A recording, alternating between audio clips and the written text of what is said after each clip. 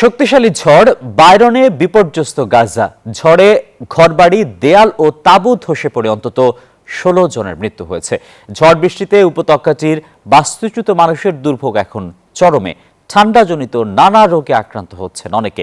এমন প্রেক্ষাপটে মানবিক বিপর্যয় আরও প্রকট হচ্ছে। এদিকে যুদ্ধবিধ্বস্ত গাজায় মানবিক সহায়তা প্রবেশে ইসরায়েলের নিষেধাজ্ঞা প্রত্যাহারে জাতিসংঘে প্রস্তাব পাশ হয়েছে।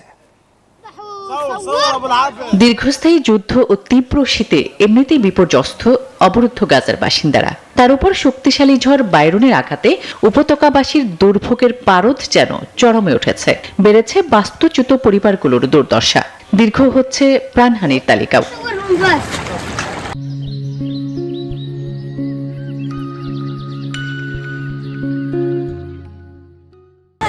শীতকালীন ঝড় বৃষ্টির জেরে পানি ও স্যানিটেশন ব্যবস্থা ভেঙে পড়ায় ডায়রিয়া ও ঠান্ডাজনিত নানান রোগে আক্রান্ত হচ্ছে গাজাবাসী। সবচেয়ে বেশি ঝুঁকিতে শিশু ও বয়স্করা। আমাদের তাঁবু বৃষ্টির পানিতে ডুবে আছে। জ্বর, কাশি, শ্বাসকষ্ট, নানান রোগ ভর করছে। আমরা সবাই অসুস্থ হয়ে পড়েছি। তারপরও খাদ্য ও অপর্যাপ্ত শীত বস্ত্রের অভাব প্রকট। পরিস্থিতি ভয়াবহ। এই পরিস্থিতিতে গাজায় মানবিক সহায়তা প্রবেশে অবিলম্বে ইসরায়েলের নিষেধাজ্ঞা প্রত্যাহারে নিরাপত্তা পরিষদে একটি প্রস্তাব পাশ হয়েছে। প্রস্তাবটির পক্ষে ১৩৯টি দেশ ভোট দিয়েছে। বিপক্ষে ভোট দেয় যুক্তরাষ্ট্র ও ইসরায়েল সহ ১২টি দেশ।